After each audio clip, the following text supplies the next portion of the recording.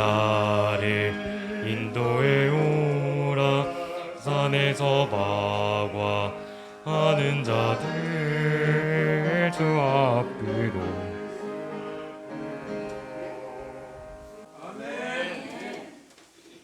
하나님께 복 받으시는 우리 귀한 안식일 되시기를 주님의 이름으로 축복합니다. 우리의 매일의 삶을 인도해 주신 분은 하나님이시고 우리의 발걸음이 실족하지 않게 지켜주신 분도 하나님이십니다. 구원의 끝에 계신 분이 예수 그리스도 우리 주님이시라는 것을 기억하시고, 오늘 요한계시록 8번째 시간인데 넷째 송영 두 번째 시간, 어린 양을 따르는 자들의 승리, 그 승리의 노래와 실제 즉위식 예고라는 제목으로 하나님의 말씀을 대언하도록 하겠습니다. 여러분, 요한계시록에 송영이 있다는 거 모르는 분도 많이 계시고요. 송영이 있다는 것을 전혀 생각하지도 못하고 요한계시록 읽는 분도 있고요. 무슨 노래가 있는 것 같은데 그게 어떤 의미가 있는지를 알고 읽는 분도 거의 없는 것 같아요. 제가 보기에는 없는 것 같고, 그게 7개의 송영으로 되었다는 것을 아는 사람도 거의 전무합니다, 사실. 그리고 그게 요한계시록 전체의 구조를 딱 이렇게 짜 있는 전체 틀을 형성한다는 것을 아는 사람은 아주 극소수입니다. 근데 성경을 자꾸 읽다 보시면 깨닫게 되는데 그렇게 되어 있는 것입니다. 그래서 요한계시록은 연구하는 책이 아니고요, 발견하는 책이라고 저는 말씀드리고 싶어요. 요한계시록은 연구하는 책이 아니고 발견하는 책입니다. 그 안에 있는 구조와 의미들을 면밀하게 이렇게 우리가 묵상하고 살펴봄으로써 그 하나님의 음성과 우리에게 전하시고자 하는 그 메시지를 기별을 발견하는 책이다. 그래서 넷째 송영은 무엇과 관련되어 있어요? 두 번째 단락 7인과 관련되어 있어요. 넷째 송영이 울려 퍼지는 그 장면은 7인의 그 예수 그리스도의 그 사역들이 다 마치는 장면에서 언급이 되어 있습니다. 그래서 넷째 송영 다음에 8장 1절에 재림 장면이 나와요. 그러니까 이 장면은 재림 직전에 하나님이 어린 양을 통해서 이루시고자 하는 그 구원의 일들을 다 이루신 겁니다. 끝나는 겁니다. 딱 전 세계 햇볕이 해가 동에서 떠서 서로 지는 것처럼 그 구원의 일들이, 전 지구상에서 구원의 일들이 다 맞춰지는 그 장면에 있는 노래가 네 번째 송영.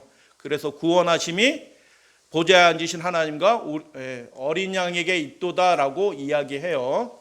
그래서 넷째 송영의 특징 두 번째 것을 살펴보면, 이 7장 부분이 무엇과 시작이 되냐 하면 살아계신 하나님의 인을 치는 장면과 관련된 송영입니다. 인을 치는 장면과 관련된 송영입니다. 하나님 나라에, 하늘 나라에 데려갈 사람을 이마에다 인을 치고 있어요. 천사들은 보입니다. 영적인 존재라서 인 맞은 사람하고 인 맞지 않은 사람들이 구분이 돼요. 천사들은. 그래서 살아계신 하나님의 인을 치는 장면과 관계된 송영이다. 여러분, 하나님이 어떤 분이시라고요? 이게 뭐라고 말씀하여요? 7장 2절에 살아계신 하나님이라고 얘기해요. 당연하지, 하나님 살아계시지 뭐 죽었겠어? 이렇게 얘기하는 게 아니고 이 장면에서 의미하는 특별한 의미들이 담겨져 있어요. 어떤 분들은 하나님을 시퍼렇게 살아계신 하나님이다 이렇게 얘기하시는 분도 계신데 그렇게 얘기할 필요 없어요. 이 자체가 기별인 것입니다. 살아계신 하나님의 인을 치는 장면과 관련되어 있다. 그리고 살아계신 하나님이 그대로 계시록에 한 번 더 나와요. 그게 어디서 나오냐면 15장 7절이에요. 지금 이 7장과 15장은 서로 연결이 되어 있습니다. 인침에서 제외된 사람이 나는 하늘나라에 합당한 사람이 되는 거에 관심이 없어. 하나님을 참으로 올바로 예배하는 거, 경배하는 거에 관심이 없어. 그런 사람들에게 짐승의 표가 쳐져요. 하나님의 인 대신 짐승의 표가 쳐지는 겁니다. 근데 그 짐승의 표를 받은 사람들은 어떤 상황에 떨어지냐 하면 15장 7절에 살아계신 하나님의 무엇을 받는다고요? 진노를 받는 겁니다. 요한계시록은 이게 딱 두 번밖에 안 나옵니다. 살아계신 하나님이. 뭐 마태복음에도 나오고 그 바울 서신에도 나오고 이렇게 하는데 요한계시록에서는 딱 이 두 장면밖에 안 나와요. 살아계신 하나님의 인을 받는 사람이 있고 살아계신 하나님의 무엇을 받아요? 진노를 받는 사람이 있고 딱 두 부류의 사람이에요. 여러분은 살아계신 하나님의 진노를 받는 사람이 아니고 살아계신 하나님의 인을 받는 사람이 되셔야 될 줄로 믿습니다. 둘 중에 하나입니다. 둘 중에 하나. 근데 어떻게 구분이 되느냐? 인을 치는 목적은 제1 목적이 뭐냐면 구분하는 거예요. 구분하는 거다. 인을 치는 목적이 뭐예요? 저희 아버님이 젖소를 키웠어요. 젖소. 면목동에서 젖소를 키웠는데 저희 집 젖소를 저도 알아요. 얼룩이 이렇게 생기는 얘 이름이 뭐고 이렇게 얼룩진 애는 이름이 뭐고 저도 어린 초등학생인 저도 우리 집 젖소를 제가 다 구분해요. 그런데도 어느 날 시장에 나와서 이렇게 인을 만들어 오시더니 그 불에 담가다가 엉덩이에다가 제일 잘 보이는 엉덩이에다가 인을 탁 쳐놓더라고요. 이게 무슨 뜻이에요? 이거 우리 집 이씨 집 젖소니까 찝쩍대지 말어. 가져갈 생각하지 말어. 그래서 도장을 딱 찍어 놓는 것입니다. 아예 그런 마음을 품지 못하도록. 그래서 구별하는 것입니다. 하나님의 소유된 백성과 그렇지 않은 백성을 구별하는 게 인의 제일 목적이 뭐예요? 구별하는 것이 인의 제일 목적이에요. 동시에 뭐예요? 구별한 그것을 어떻게 하나님이 지키시는 것입니다. 할렐루야 하면 여러분의 재산 여러분이 안 지키면 누가 지키겠어요? 우리가 지키는 거예요. 자기 건 자기가 지켜. 하나님의 소유는 누가 지켜요? 하나님이신 그분이 지켜요. 7 재앙이 떨어질 때 하나님의 백성을 지키셔요. 누가 지키셔요? 하나님이 지켜주셔요. 양식이 떨어졌어요. 근데 우리는 먹게 될 거예요. 누가 먹여주시는 거예요? 하나님이 먹여주시는 거예요. 대적들이 와서 우리의 목숨을 취하려고 총칼을 들고 달려들 거예요. 근데 우리는 죽지 않을 거예요. 근데 누가 그렇게 해주시는 거예요? 갑자기 우리가 나노 슈트를 입어가지고 아이언맨처럼 착 하니까 슈트가 착 입혀가지고 우리가 보호함을 받나요? 우리 어린이들이 굉장히 좋아하네. 어른분들은 잘 모르지만 그런 거 있어요. 아이언맨처럼 돼서 우리가 지킴을 받는 거예요? 아니요. 하나님이 그 천사를 보내주셔서 아이언맨 슈트보다 더 강한 그 슈트로 슈트가 그 슈트보다 더 강한 천사로 우리들을 지켜주시고 보호해 주시겠다라는 약속이에요. 그래서 우리는 먹게 될 것입니다. 그 기근의 순간에도 위험한 순간에도 천사를 통해서 보호함을 받게 된다. 그 인치는 목적이 그것을 위해서 치는 겁니다. 그러니까 여러분 하나님의 인을 나는 하나님의 인 저는 안 받아도 상관없어요. 이렇게 하시는 분은 뭘 대신 받아요? 하나님의 진노, 자비가 섞이지 않는 진노를 받게 될 것입니다. 그래서 일곱인의 단락은 보호자의 여러분 일곱인의 단락을 5장부터 시작하는 것을 아는 분들도 없어요. 제가 비교하긴 싫은데 이렇게 스테파노비치나 이런 폴린이나 이런 분들도 4장 5장을 뭉뚱그려 놨어요. 틀립니다. 그렇게 돼 있지 않아요. 계시록은요. 그 중에 한 증거가 뭐냐면 5장의 보좌의 이 7인의 단락이 5장에서 이 7장까지 이 단락이 보좌에 앉으신 이와 어린 양으로 시작돼서 보좌에 앉으신 이와 어린 양으로 끝납니다. 요게만 딱 나옵니다. 이 표현은. 그러니까 5장에서 8장 1절까지 그게 한 단락이에요. 4장 5장은 다른 단락이에요. 그래서 우리의 구원의 일들을 이루시는 분은 누구셔요? 두 분이 나오시네요. 성령은 감춰주셨지만 보좌에 앉으신 이 하나님과 어린 양이신 분이 우리의 구원이십니다. 할렐루야 아멘. 우리가 은행의 통장에다 이렇게 저금을 많이 해놓으면 그것이 우리에게 구원이 돼요. 동의하시나요? 구원이 돼요. 왜 안 되겠어요? 급한 일 생길 때 땡겨서 쓰잖아. 왜 구원이 안 된다고 얘기해? 그것도 구원이에요. 그래서 잘 준비하는 게 중요한 거예요. 그런데 혹시 그것마저도 구원이 안 되는 경우가 생겨나는 겁니다. 그래서 영원한 구원, 참된 구원이신 보좌에 앉으신 이와 어린 양이신 분을 우리가 의지해야 되는 것입니다. 그래서 보좌에 앉으신 이와 어린 양으로 시작해서 보좌에 앉으신 이와 어린 양으로, 앞에 숫자가 틀렸어요. 7자가 아니고 5자인데 어떻게 숫자가 틀렸습니다. 바꿔야겠어요. 찬양 받으신 하나님과 어린 양은 계시록에서 몇 번 언급이 된다? 어린 양과 하나님이 같이 나오는 거는 7번 나옵니다. 그래서 이 얘기는 무슨 뜻이냐? 살아계신 하나님의 인을 치는데 인을 받는 사람들은 어떤 사람이냐? 어린 양을 따라서 그 구원과 그 승리에 참여하는 사람들이 하나님의 인을 받는 사람이 된다. 그리고 그 사람들은 참된 경배자라는 것이 입증된 자들이다라는 것입니다. 여러분, 경배한다는 게 무슨 뜻이에요? 이 말의 의미 자체를 물어보는 거예요. 경배한다는 게 어떻게 하는 게 경배하는 거예요? 장로님 말씀하셨어요? 우리 성경 가운데 딱 한 번 절하는 거로 번역이 됐어요. 계시록에 절하는 것으로 되어 있는데 그 절하는다는 단어와 경배한다는 단어가 다 같은 단어인데 우리 성경에서 딱 한 번 경배하는, 절한다라고 나오는데 그 절한다는 얘기가 경배한다는 뜻이에요. 근데 그 절한다, 경배한다라는 그 단어의 의미는 뭐냐면 엎드린다는 뜻이에요. 엎드린다. 굴복하는 겁니다. 그분의 영광 앞에서 우리가 엎드리는 게 예배예요. 그분의 존귀를 높여드리는 게 예배인 것입니다. 그래서 네 가지로 살펴보겠습니다. 첫 번째, 서서라는 말씀이 있는데 선 사람들이 있고 엎드리지 말아야 할 것에 엎드린 사람의 이야기가 계시록에 나와요. 7장 9절에 이후에 내가 보니 각 민족과 족속과 방언과 백성과 방언에서 아무도 능히 셀 수 없는 큰 무리가 나왔다는 얘기가 무슨 뜻이라고요? 지난번에 말씀드렸죠. 구원의 일들이 다 이루어져서 구별되었다는 뜻이에요. 나왔어요. 나왔다는 얘기는 뭐예요? 바벨론 성에 나왔어요. 구별이 됐다는 뜻이에요. 하나님의 백성과 입맞은 백성과 짐승의 뼈 받은 백성들이 구별이 됐다. 근데 입맞은 백성들은 어떤 사람들인가? 흰 옷을 입은 사람들이다. 손에 종려 가지를 들은 사람이다. 그 사람들이 무엇을 하느냐? 그 사람들이 하는 행위를 잘 보세요. 보좌 앞과 어린 양 앞에 서서 큰 소리로 외쳐 이르되 구원하심이 보좌에 앉으신 우리 하나님과 어린 양의 것입니다라고 하면서 하나님을 찬양하는 것입니다. 여기 보면 서서라는 제목이 표현이 나와요. 서서, 서 있다라는 것입니다. 보좌 앞과 어디에서요? 어린 양 앞에 서 있어요. 보좌에 앉으신 분은 누구셔요? 하나님이셔요. 어린 양이신 분 이렇게 되어 있어요. 이 표현이 전체의 구도를, 요한계시록 전체의 구도를 계속 이렇게 반복하는 내용인데 뒤에 내용과 비교해 보면 더 분명해져요.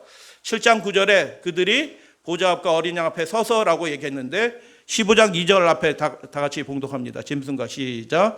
짐승과 그의 우상과 그의 이름의 수를 이기고 벗어난 자들이 유리 바다 위에 서서 하나님의 검은 고를 가지고 찬양하는 장면이 나옵니다. 15장에. 동일한 장면이에요. 동일한 장면에 다른 모습으로 보여주신 것입니다. 이기고 벗어난 자들이 어떻게 해요? 짐승과 그 우상과 그 이름의 수는 뭐예요? 삼중연합이에요. 삼중연합. 그 악의 세력들이 마지막에 연합해요.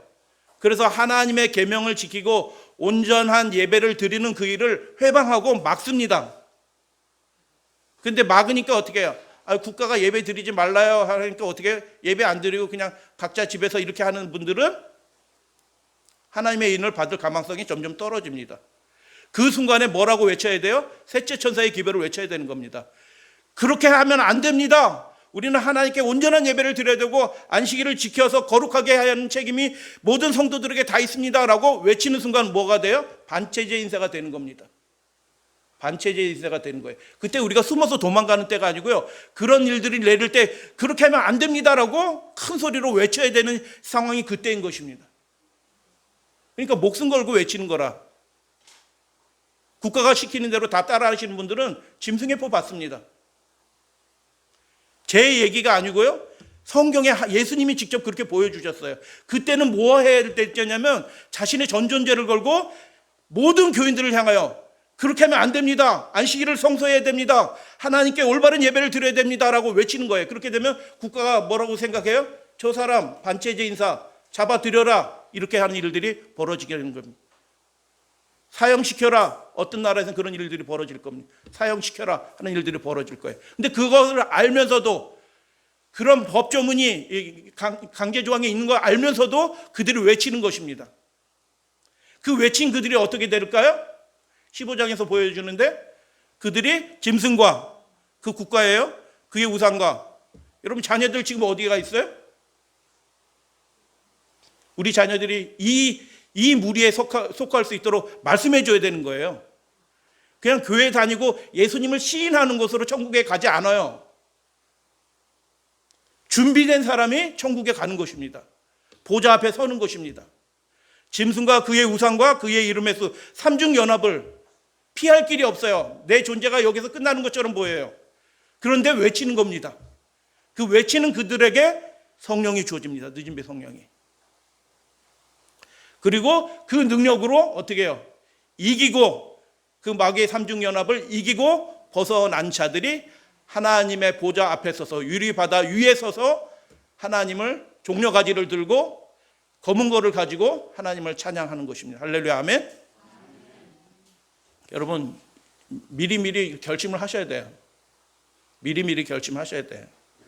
이렇게 안 되면요, 이렇게 돼야지 천국에 가는 겁니다. 국가가 시키는 대로 자꾸 잘 따라 해준다고 국가가 좋아를 하지 않아요. 이 세계적인 권력을 좌지우지하는 사람들은 자기 목적을 위해서 그렇게 하는 거지, 하나님께 영광 돌리기 위해서 그렇게 하는 게 아니기 때문에 그거 따라하면 짐승의 표를 받는 것입니다. 근데 그 반대편의 사람은 어떤 사람들인가?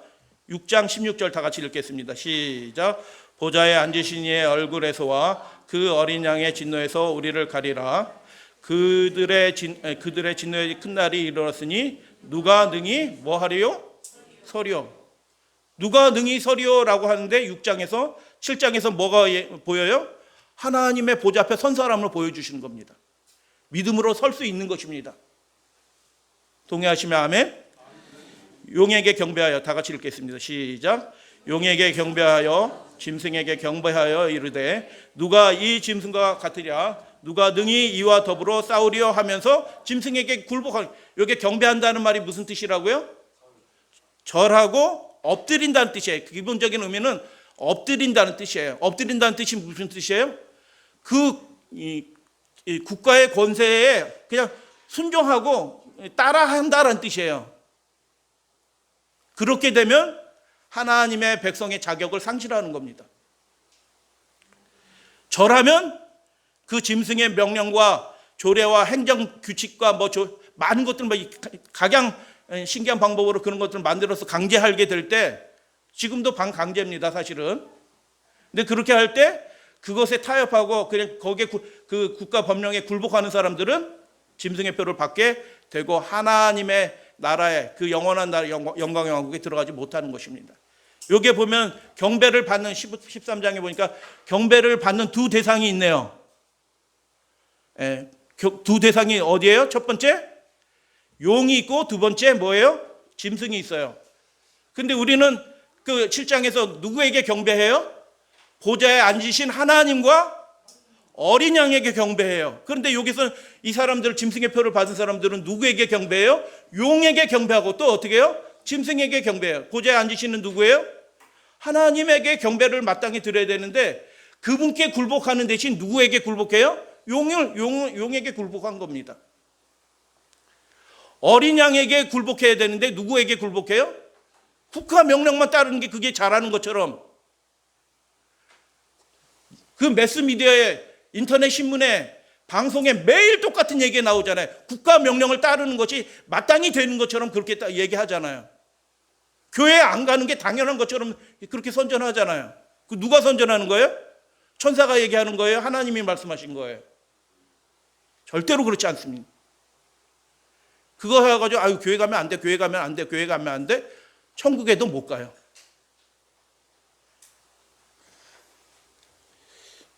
제가 더하고 뺀 거 없습니다. 계시록에 있는 말씀 그대로 보여드리는 것뿐이 없어요. 사실은 하나님을 경배하는 대신 용에게 굴복한 겁니다. 용은 어떻게, 왜 이 장면에서 마귀 사탄이라고 하지 않고 용이라고 얘기했을까요?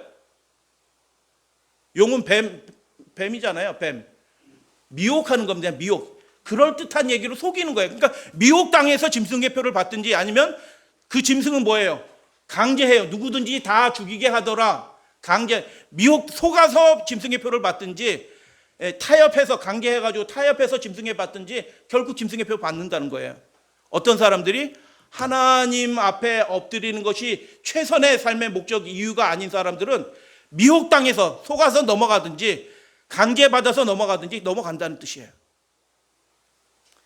용의 이름이 마귀 사탄이 이름이 4가지 나오는 거 아시죠? 계시록에. 근데 여기서 용으로 나온 이유가 그겁니다. 사람들을 미혹하는 거예요. 그럴듯한 얘기로. 복원상 모이지 말라고 하는 건데 왜 니네 교회는 그게 전혀 틀린 얘기가 아니에요. 그러니까 미혹당하는 겁니다.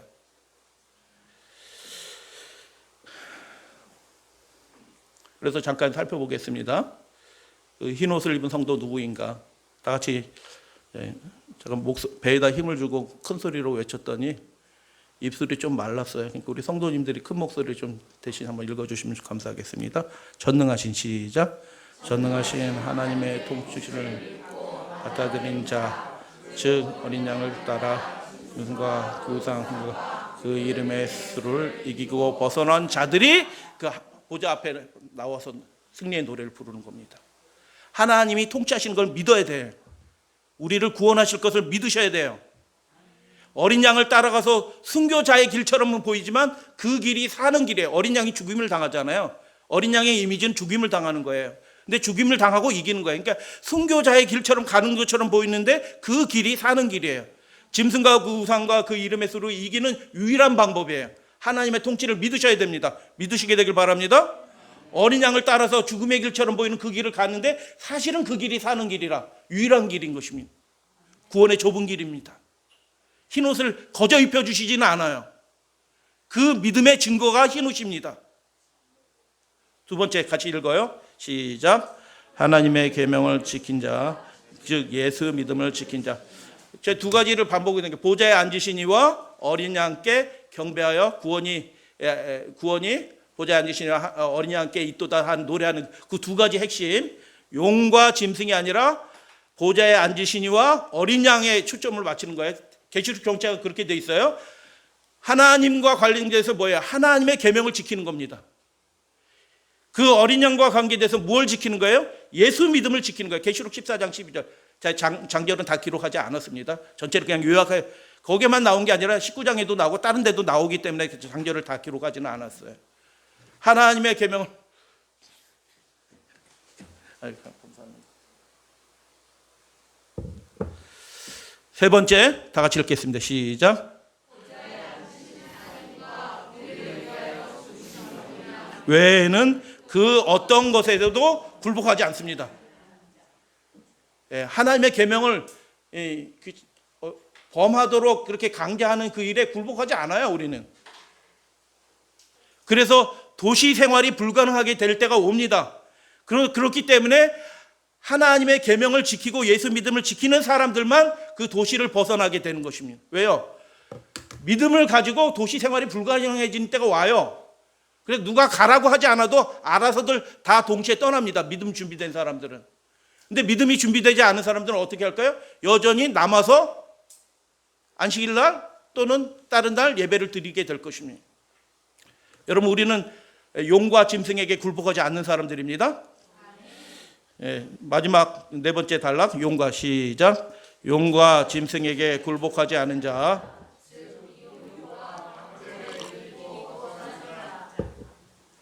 그들이 흰옷을 입고 보좌 앞에 서는 것입니다. 구원, 5장에서는 어린 양이 이기는 이야기로 노래가 되어 있는데 이 7장에서는 어린 양을 따르는 사람이 이기는 이야기. 구원하심이 보좌에 앉으시니와 어린 양에게 있도다. 그 구원이라는 게 무슨 뜻이에요? 다른 말로 얘기하면 그들이 이겼다는 뜻이에요. 이겼다. 여러분, 이기는 자가 되시기를 주님의 이름으로 축복합니다. 이기는 자에게 모든 약속이 다 주어져요. 계시록 2장 7절. 이기는 자에게 그렇게 말씀하시잖아요. 이기도록 하나님이 그렇게 도와주셔요. 그 구원받았다는 얘기는 무슨 뜻이냐면 그들이 짐승의 이 세상의 권세들을 이겼다라는 뜻이에요. 큰 소리로 외쳐 이르되 구원하심이 보좌에 앉으신 우리 하나님과 어린 양의 것입니다라고 하였다라는 것입니다. 어린 양 가운데 7번은 하나님과 연결이 되어 있습니다. 어린 양이 누구를 위해서 싸우시는 거예요? 하나님, 맞아요. 우리를 위해서 싸우는 것도 맞아요. 맞는 얘기인데 이 구절에서 포커스는 하나님의 그 나라를 위해서 어린 양이 싸우시는 분이셔요.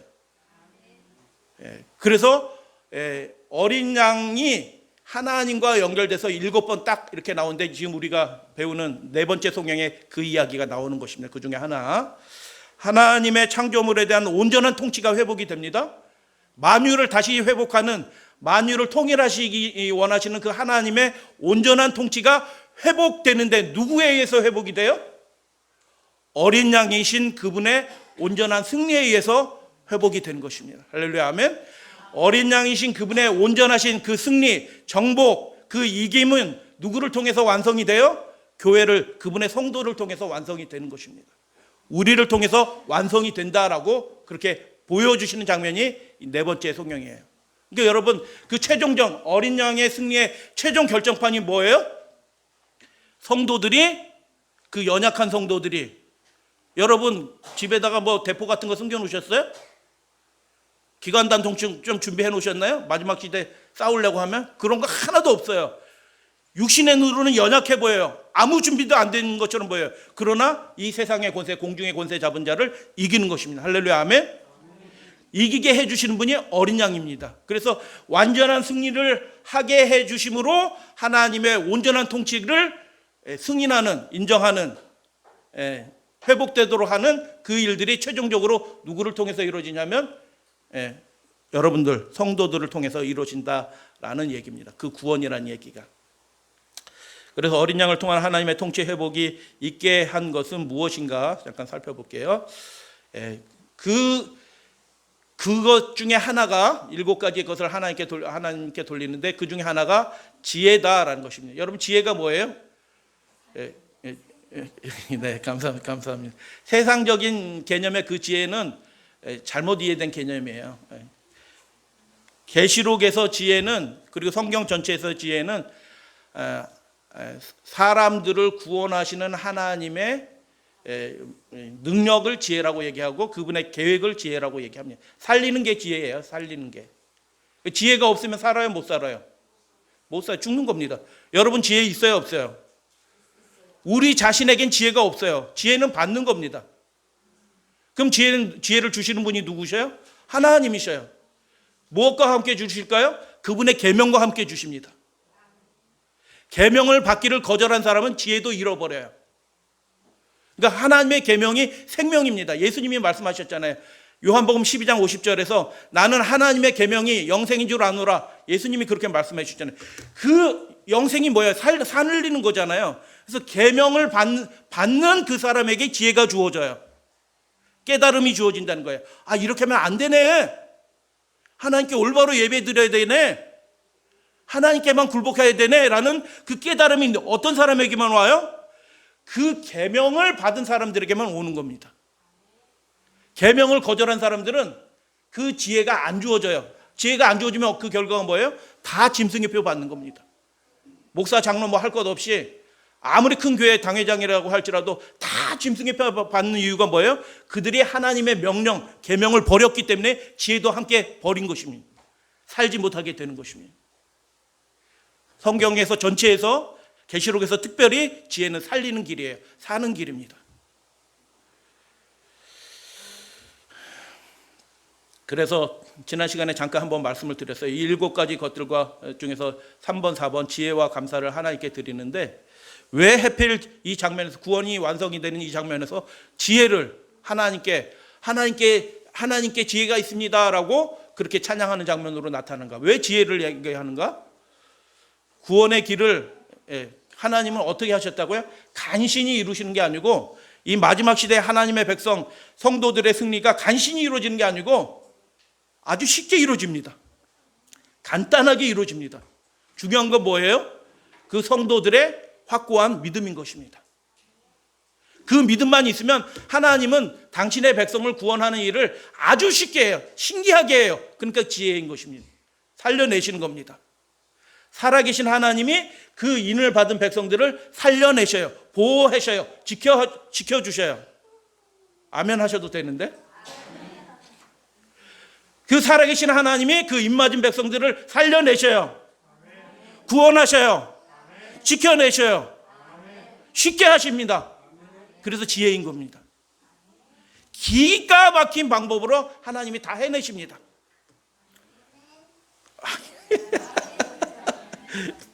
할렐루야, 아멘. 하나님이 여러분, 우리 어린아이들이 아멘 하는 거 하잖아요. 이렇게 조금 어린아이들이 아멘 하는데, 어린아이들이 아멘 하는 거는 그 육신의 입으로 하는 게 아니고요, 그 안에 성령이 말하게 하는 아멘입니다. 들으라고, 어른들이여 들으라, 아멘하라 하는 거, 성령께서 말하게 하심을 따라 말하게 하는 거예요. 우리 어린이들만 아멘 하겠습니다. 시작. 아멘. 아멘. 뭐 지나간 얘기인데, 요셉이가 뭐 7살 때인가 6살 때인가 대학교에서 예배 드릴 때 거기 교수님들 잔뜩 있는데 아무도 아멘 안 하거든요. 근데 제가 그 큰 500명 700명 앉는 좌석에서 예배 드리다가 아멘 큰 소리를 아멘 했거든요. 성령으로 아멘 한 겁니다. 자기는 몰라도. 여러분, 우리 속에서 그 하나님께 아멘 한 그 소리가 나오는 거는 우리 자신이 하는 게 아니고 하나님이 하도록 하신 겁니다. 그래서 하나님은 구원의 일들을 어떻게 하신다고요? 쉽게 하신다가 그 지혜의 포커스예요. 쉽게 하신다. 계시록 13장 18절입니다. 다 같이 읽겠습니다. 시작. 지혜가 지금 필요하니 총명한 자는 그 짐승의 수를 세어보라. 사람의 순이 666일. 짐승의 표를 받는데, 짐승의 표를 받는 사람들의 특징이 있네. 뭐가 없어요? 지혜가 없는 것입니다. 자기에게 지혜가 필요한데 지혜가 필요한지 모르는 겁니다. 그러니까 짐승의 표를 받는 것입니다. 지혜가 소피아인데, 그러니까 이게 헬라 말이 좀 오묘한 것들이 있어요. 지혜가 아니고 그 지혜는 사랑도 들어가 있는 것입니다. 소피, 필로소피 할 때 뭐예요? 그 지혜를 사랑하는 사람들이에요. 필로. 하여튼 그래서 사랑하는, 하나님을 사랑하고 그분의 명령을 받는 그 사람에게 지혜가 같이 들어가 있는 것입니다. 누스. 야, 이거 우리가 짐승에게 누수가 있어요, 없어요? 모르겠어요? 없어. 진정한 누수가 없으니까 짐승의 표를 받는 겁니다. 누수가 없으니까, 그 총명이 없으니까. 짐승이랑 똑같아요. 이리 가라면, 짐승의 특징이 뭐예요? 이리 가라 하면 이리로 가는 거예요. 이리 와라 하면 이리로 와. 근데 우리는 이리로 가라면 가요? 안 가. 왜요? 하나님의 명령이 최우선이니까. 국가가 이끄는 대로 우리가 따라가요? 아니요, 안 가. 제가 이 말을 이렇게 힘있게 할 수 있는 이유가 뭘까요? 이 설교를 유튜브에 올려도 보는 분이 거의 없어요. 제가 안전합니다. 그래서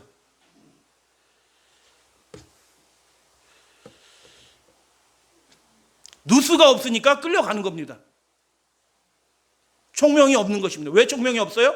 계명을 거절했습니다. 계명을.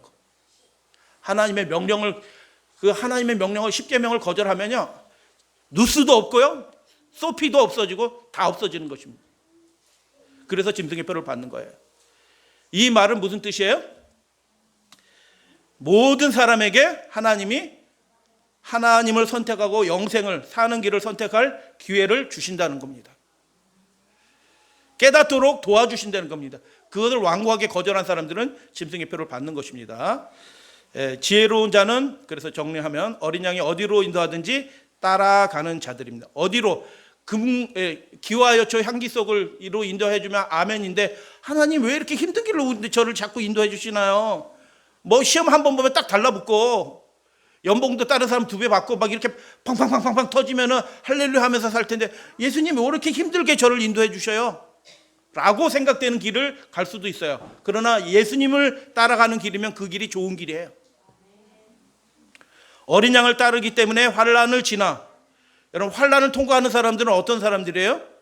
계시록 7장에 이 노래를 부르는 사람들이 큰 환란을 통과해서 나온 사람들이라고 얘기해요. 어린 양을 따라갔기 때문에 환란을 통과하는 것입니다. 거기 다 지뢰밭이거든요. 근데 그 지뢰밭을 통과할 수 있는 유일한 이유가 뭐예요? 어린 양만 따라보고 딴 데 보면 밟고 퐁 터져서 죽는 거예요. 근데 그들이 환란을 통과해서 나올 수 있는 이유가 뭐예요? 그들은 다른 데 안 봐. 누구만 봐? 어린 양 궁뎅이만 봐. 바싹 붙여서 이렇게. 어린 양이 가면 떨어지면 안 돼. 바싹 붙여가지고 따라가는 자들만 환란을 통과해서 나오게 되는 것입니다. 우리가 믿음이 아직 연약한 분들도 있어요. 근데 이 믿음을 달라고 기도하셔야 돼요. 연약할지라도 그 상태 그대로 있으면 안 되고 은혜가 지금 주어진 때니까 구하셔야 돼요. 그래서 그 보좌 앞으로 나와서 경배하는 자가 되고 15장에 보면 짐승과 그 우상과 그 이름의 수를 이기고 벗어난 자들이 된 것입니다. 마태복음 19장 읽겠습니다. 예수께서 시작. 예수께서 이르시되 내가 진실로 너희에게 이르노니 세상이 새롭게 되어 인자가 자기 영광의 보좌에 앉을 때 나를 따르는 너희도 12보좌에 앉아 이스라엘의 12지파를 심판하리라. 누가? 예수님을 따르는 그 사람. 따르는 그 길이 육신의 누로는 죽는 길이에요. 예수님이 순교자의 길을 걸어가신 그 길이. 육신의 길로 하면 야 이거 좀 곤란한데 이렇게 하면 내 통장에 있는 잔고 싹 날아가고 내가 감옥 가게 생겼는데, 그런데 어떻게 해요? 그래도 따라가는 겁니다. 그게 하나님의 명령이기 때문에 따라가요. 근데 그 사람들이 어떻게 해요? 예수님이 영광의 나라로 임하실 때 그 사람들이 존귀하게 될 것이다. 여러분 존귀한 하나님의 백성이 되시기를 바랍니다. 어린 양을 따르는 자들이 보좌 앞과 어린 양 앞에 서서 유리바다 위에 서서 있는 장면을 누가 보게 될 것이다? 그 지혜를 거절한 악인들이 그때 그 장로님이 하신 얘기, 그 목사님이 하신 얘기가 진짜 그게 맞는 얘기였네 라는 것을 그들이 보게 될 것입니다. 언제 보게 될 것인가? 그래서 우리 이 일곱인의 단락의 5장의 즉위식으로 시작이 되는데 이 7장의 이 송영 구원하심이 보좌에 앉으시니와 어린 양에게 있도다라고 찬양하는 이 네 번째 송영은 또 다른 즉위식을 예고하는 미리 알려주는 그런 표상입니다. 이것으로 오늘 말씀 마칠 텐데, 이후에 내가 보니 자, 네 가지라고 말씀드렸어요. 우리가 예전에 한번 자세히 설명드렸죠. 계시록이 이 네 숫자가 반복이 돼요. 자, 첫 번째 민족과 족속과 백성과 방언에서 동서남북 사방 온 세상 백성들에게 다 구원의 기별이 지혜를 받을 수 있도록 하나님이 기회를 주신다. 계명과 함께 주신다. 근데 그 가운데서 큰 무리가 나와서 흰옷을 입고 손에 종려가지를 들고 보좌 앞과 어린 양 앞에 섰다. 각 민족과 족속과 방언과 백성에서 이게 무슨 뜻이냐? 어린 양이 계시록에서 28번 나옵니다. 7번은 하나님과 함께 나오고, 그리고 나머지는 합쳐서 하면 7번 28인데 28에 7, 4, 28. 어린 양이신 분이 온전한 구원을 이루시는 분, 그 7, 온전한 구원을 이루시는 분이 4, 사방 백성을, 사방에 있는 모든 백성에게 구원이 되어주시기 위해서 은혜를 주시는 때입니다. 지금 이 때가. 그래서 첫 번째 한번 읽어보겠습니다. 그들이 시작. 그들이 어디에 있든지 그리스도를 따르는 자는 승리할 것이다. 그 사람이 뉴욕에 있든지 중국에 있든지 저 무슬림 지역에 있든지 대한민국에 있든지 시골에 있든지 도시에 있든지 상관없이 그 4자 7, 4 이 네 사가 약속하는 바는 무엇이냐면 그들이 어디에 있든지 어떤 형편에 있든지 그들은 구원을 경험할 것입니다. 할렐루야 아멘. 그 약속입니다. 구원하심이 어린 양과 보좌에 앉으신 에게 있도다라고 하는 이유가 무엇이냐면 이 네 사의 숫자와 연결시켜서 그 말씀을 하시는 이유가 뭐냐면 그들이 어느 형편에 있든지 어느 상황에 있든지 하나님을 선택하고 어린 양을 따라가기로 선택하면 그는 반드시 구원 얻습니다. 승리하게 될 것입니다. 두 번째 읽겠습니다. 시작. 땅에 있는 모든 사람이 보좌에 앉으신 이를 그리스도를 보게 될 것이다. 그것을 암시하는 표현들이에요. 이게 땅에 있는 모든 사람이, 그럼 저희 아버지도, 지금 저희 아버지는 포천에 누워 계시거든요. 저희 아버님 보실까요? 보신다는 거예요. 저희 고조 할아버지, 저 누군지도 몰라요. 죄송합니다. 근데 그분도 보게 될 거예요. 히틀러 보게 된다는 뜻이에요? 히틀러도 보게 될 거예요. 네로도 보게 될까요? 네로 그 사람도 보게 될 것이다. 땅에 있었다. 아담 이후로 있어 왔던 모든 사람이, 이 사가 의미하는 바가 그거예요. 모든 사람이 보좌에 앉으신 그 어린 양이신 예수 그리스도를 보게 될 것이다 라는 그것의 암시입니다. 이게.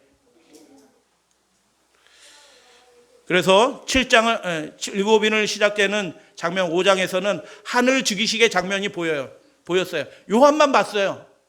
여러분은 보셨나요? 하늘 즉위식 있을 때 우리는 있지도 않았어요. 우리가 볼 턱이 없지.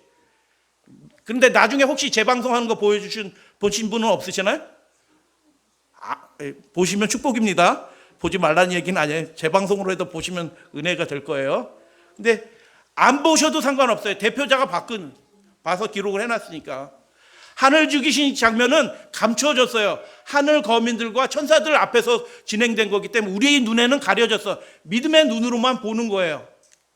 그런데 마지막 즉위식, 최종적인 즉위식은 이 땅에 있었던 모든 사람들이 수천억이 얼마인지 잘 모르겠어요. 수천억의 사람들이 다 부활해서 다 그분의 즉위식을 볼 것을 예고하는 장면이 이 장면이에요. 구원하심이 그분께 있었습니다라는 것을 그들이 인정하게 되는 일들이 벌어질 것이다. 그래서 재림 직전의 장면에서 이걸 얘기하는데, 이 장면은 환상으로 보여졌지만 타락한 천사들과 마귀 사탄 그놈들이죠. 타락한 천사들과 부활한 악인들 앞에서 예수님이 최종적인 즉위식을 할 것을 예고하는 장면이 네 번째 성경, 재림 직전에 노래하는 그 장면, 예고예요. 예수님이 그 모든 사람들 앞에서 그분이 진짜 왕이셨음을 드러내는 그 장면이 곧 있을 것입니다라는 예고하는 찬양이 이 네 번째 찬양입니다. 함께 그 뒷부분 읽을게요. 그래서 20장의 장면이 그 얘기인데, 내가 여섯 번째 환상입니다. 계시록 19장부터 21장까지 22장까지 내가 보니 일곱 번 나오고, 이것은 여섯 번째 내가 보니 이 환상입니다. 크고 큰 보좌가 그 위에 앉으신 이를 보니 땅과 하늘이 그 앞에서 피하여 간데 없더라. 내가 보니 말을 없어요. 본문에는 죽은 자들이 살아나서 그 보좌 앞에 서고 죽은 자들이 자기 행위를 따라 기록된 대로 심판을 받는 장면. 이 심판은 집행심판이에요. 불 가운데 던져넣는 심판이에요. 근데 그 장면에서 이 심판을 집행하시는 분이 누구셔요? 예수 그리스도십니다. 온 세상 사람들 앞에서, 그 수천억의 다 부활한 사람들 앞에서 그분이 보좌에 앉으시는 장면이 보여지게 될 것이다 라는 것입니다. 제가 이거 사진 찍어서 본 게 저 세종대왕 기념관에서 찍은 것 같아요. 제 기억에는 왕의 즉위하고 자세히 설명해. 조선시대 왕의 즉위, 새로운 왕의 즉위신 왕이 승하고 선대 왕이 죽고 5일 후에 이루어진다. 5일 이후에 바로 아버지 돌아가셨어요? 내가 왕 돼야지 하면은 불경이니까 최소한 5일 후에 이루어진다. 즉위식은 대개 선왕의 장례 기간 중에 3년상 하거든요. 진행되기 때문에 비교적 간소하게 치러진다. 왕세자는 상복을 벗고 왕을 상징하는 의복인 면복으로 갈아입는다. 그리고 선왕의 유언장인 유교를 받아. 좀 비슷해요. 율법 두루마기를 받잖아요. 5장에서 조선 국왕의 상징인 어보를 받아 어좌에 오른다라고 얘기했는데, 즉위식이 너무 초라한 겁니다. 몇 사람 모여가지고 악기도 연주하지도 않고 아주 초라하게, 이 세상 왕의 즉위식, 로마 황제의 즉위식도 초라해요. 사진 찾아보세요. 아주 초라합니다. 몇 사람 모여가지고 하는 거예요. 근데 이 그리스도 만왕의 왕이신 분의 그 즉위식은 어떤 즉위식이에요? 모든 사람들이 다 봐서 그분이 왕이신 분이 모든 사람의 눈앞에서 보이면서 심판이 이루어지는 장면으로 와요. 그래서 만왕의 왕이신 어린 양의 마지막 즉위식은 세상 왕의 즉위식과는 차원이 달라요. 영적인 즉위식도 아니에요. 하늘에서 우리 눈에 감춰져서 믿음의 눈으로 바라보는 그런 즉위식도 아니에요. 실제로 우리 눈으로 보게 되는 것입니다. 여러분은 어디서 보면 좋겠어요? 성 안에서 보면 좋겠어요? 성 밖에서 보면 좋겠어요? 성 안에서 보시는 분이, 성 밖에 있는 사람은 어떻게 볼까요? 그러면 사모님 맞긴 맞는데 성 밖에 있는 사람은 그 성 안에서 계신 예수님의 보좌에 앉으신 예수님을 어떻게 봐요? 성 밖에 있는 사람은 뭐 눈에 이렇게 굴절 망원경이 달라고 이렇게 보나? 그 보좌가 유일한 길은 그 보좌가 그 공중으로 떠올라서 만화에서 높임을 받는 그 장면이에요. 그죠? 모든 이가 보는. 한번 읽어볼게요. 대쟁투의 마지막 부분입니다. 구속받은 자들이 일제히 다음과 같이 찬양하는 노래를 부르는데 그 소리는 하늘 공간에 메아리 치고 또 메아리 친다. 계속 울려 퍼집니다. 장관입니다. 구원하심이 보좌에 앉으신 우리 하나님과 어린 양에게 있도다. 이 노래를 최종적으로 부르는 것입니다. 그래서 예고인 것입니다. 천사들과 스랍들도 소리를 합하여 함께 찬송한다. 할렐루야 아멘. 그 빛나는 무리들 가운데 우리도 다른 육신을 입었어요. 이게 썩음털털한 얼굴 그대로 있지 않아요. 빛나는 존재가 되는 것입니다.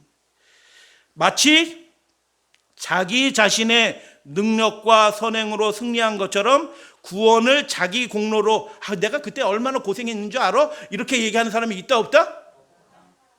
한 사람도 없다. 그들이 목배임을 당하고 순교를 당하고 감옥에 들어가고 고난을 받았는데 내가 이렇게 고난 받았어 이렇게 얘기하는 사람은 한 사람도 없다. 왜요? 구원하심이 보좌에 앉으신 우리 하나님과 어린 양에게 있었기 때문에.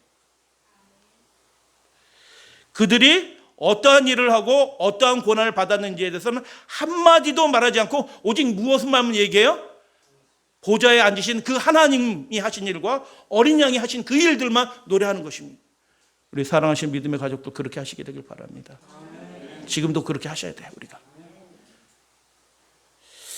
오직 모든 찬미의 내용과 모든 찬양의 주제는 구원하심이 우리 하나님과 어린 양에게 있다는 것이다.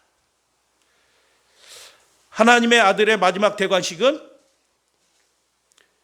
대표로 보여주신 겁니다. 엘렌 화이트에게. 하늘과 땅의 모든 거민들이 모인 가운데서 진행이 된다. 계시록 아까 19장 읽었잖아요. 그죠? 그 장면에 관한 이야기고 15장 7장과 연결시켜서 이렇게 되는 내용이에요. 성경 말씀으로 이해하셔야 돼요.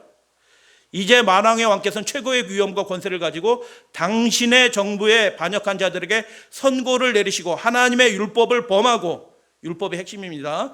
그분의 백성을 박해한 자들에게 판결을 뭐 하신다? 집행하신다.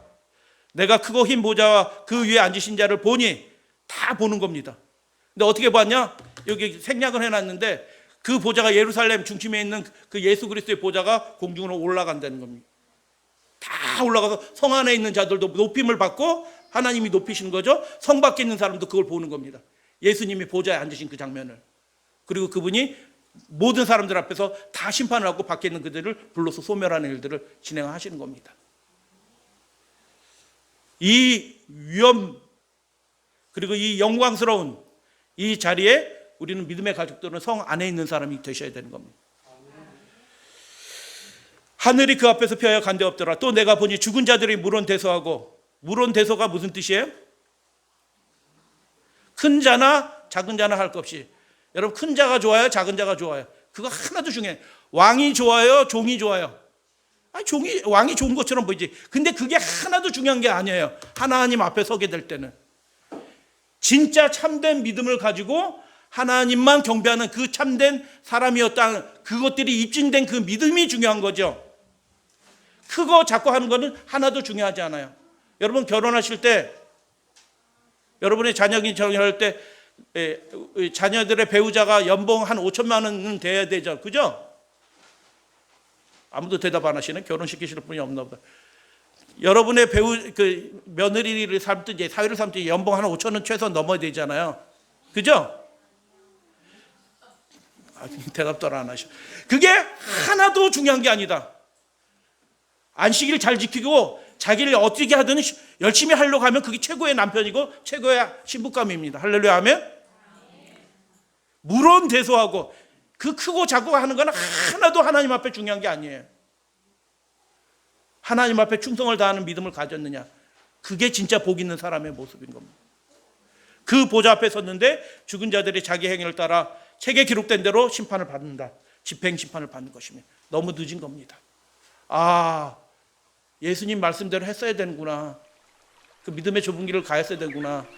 계명을 지켰어야 되는구나. 지금 국가가 하라는 대로 다 따라했으면 안 되는 거구나. 이게 다 인정이 되는 것입니다. 책들이 펼쳐지면서, 책들이 이런 책이 아니에요. 입체 그 스크린을 통해서 온 그 하늘에 잡혀지면서 그 각 개인의 행양, 그 모든 장면들이 쫙 입체 스크린을 통해서 보여주는 거예요. 다 들려. 저때 내가 그렇게 했으면 안 되는데, 그 옆집 아줌마 말 듣고 내가 이렇게 됐잖아 라고 핑계를 댈 건데, 그건 핑계가 아니죠. 그래서 모든 육체 가운데에서 마지막 예수 그리스도의 대거식이 있게 될 것이다. 다 같이 한번 읽겠습니다. 마지막 글입니다. 시작.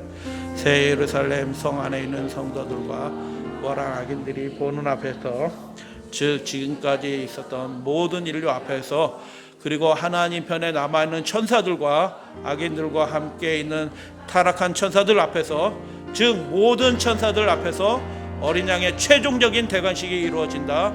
그분의 보좌가 새 예루살렘 성 위로 높임을 받는다. 그리고 성 안에서 소리가 울려 퍼지는데, 구원하심이 보좌에 앉으신 우리 하나님과 어린 양에게 있도다 하는 그 소리가 그 예루살렘 성 안에서 어마어마한 소리로 다시 한번 울려지게 될 것입니다.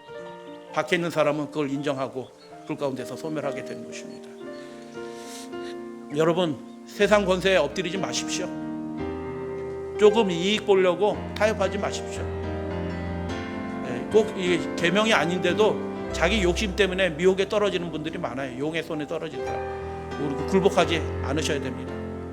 어린 양이 완전한 승리를 거뒀고 우리로 하여금 완전한 승리를 거두게 해 주신다고 보장해 주셨습니다. 예수님은 바라보셔야 됩니다. 어린 양을 따르는 길이 구원의 길입니다. 그게 죽음의 길처럼 보이지만 그게 지혜의 길이고 사는 길입니다. 그렇게 따라가는 사람들이 어디에 있든지, 저 노르웨이 저 북쪽에 있든지 아니면 저 남극 근처에 살든지 그거 상관없이, 배에 있든지 아니면 육지에 있든지 상관없이, 그가 어디에 있든지 하나님은 그를 구원하실 것이다. 마지막으로 땅에 있는 모든 사람들이 보는 앞에서 그분이 왕이셨음이 최종적으로 입증이 될 것이다. 그때 우리 사랑하시는 믿음의 가족들은 예루살렘 성 안에서 하나님을 기쁘게, 우리 어린 양이를 힘있게 찬양하시는, 그래서 여러분 가족들한테 얘기해 주셔야 돼요. 듣든지 아니 듣든지 이 길이 사는 길이다라고 이야기해 주셔야 돼요.